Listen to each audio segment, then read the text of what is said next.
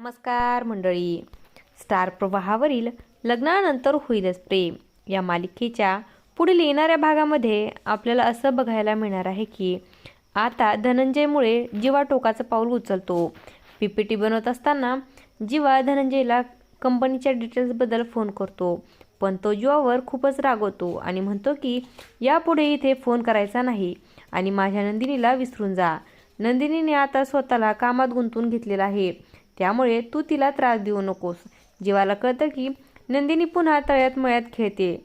नंदिनी माझ्याशी प्रेमाने वागते आणि तिच्या बाबांना असं दाखवते की ती जीवाला विसरली.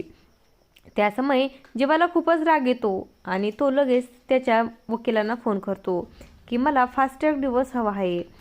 जीवा स्पष्टपणे आता नंदिनीला म्हणतो की लग्नानंतर प्रेम नाही तर डिवोर्ससुद्धा होतो. मी जीवा नंदिनी नात्यातून तुला मुक्त करत आहे. तू सुद्धा सही करून आपल्या नात्याला पूर्णविराम दे. तर नंदिनीसाठी हा खूप मोठा धक्का असतो. ती जीवाला समजवण्याचा खूप प्रयत्न करत असते, पण मात्र जीवा आता त्याच्या बोलण्यावर ठाम असतो.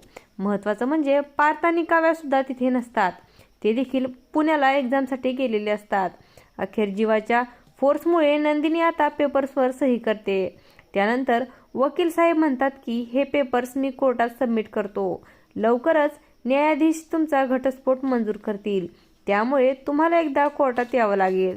तर इकडे नंदिनीने आता पार्थ आणि काव्याला फोन करून घडलेला सर्व पराक्रम सांगितलेला असतो.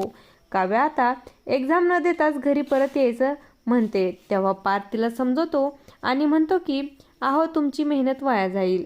तुम्ही इथे परीक्षा द्या. मी तुम्हाला वचन देतो की मी काहीही झालं तरी जीवा आणि नंदिनीचा संसार मोडू देणार नाही. असं काही या भागामध्ये आपल्याला बघायला मिळणार आहे.